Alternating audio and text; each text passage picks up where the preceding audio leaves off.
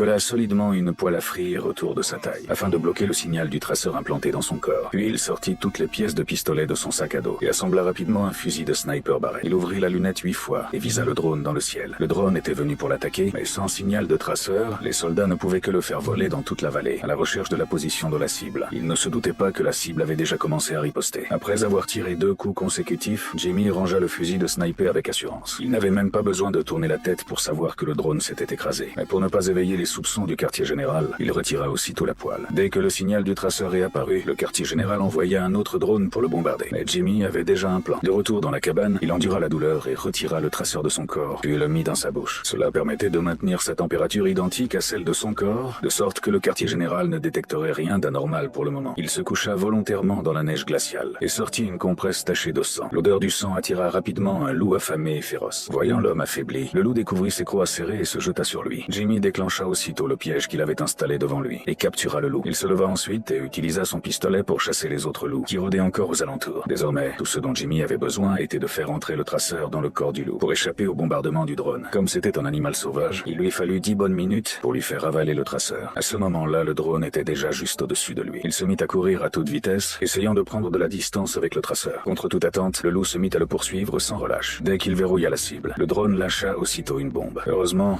Jimmy avait couru assez vite pour échapper à l'explosion. La CIA voulait la mort de Jimmy, car elle avait fabriqué un bataillon de super soldats à l'aide de drogue, et Jimmy était l'un d'eux. Son capacité spéciale était la résistance au froid. Il pouvait non seulement survivre dans la neige à moins 200 degrés, mais aussi accomplir toutes sortes de missions dans cet environnement. Même escalader l'Everest à main nue ne lui posait aucun problème. Le revers de la médaille était que ces soldats devaient consommer la drogue chaque jour pour rester en vie. Un journaliste avait découvert par accident ce projet inhumain. Pour effacer toutes les preuves, la CIA envoya des agents assassiner les super soldats partout dans le monde. Si Jimmy avait réussi à survivre, il ne lui restait plus que très peu de pilules. Seul le laboratoire de la CIA possédait davantage de ce médicament, capable de le maintenir en vie.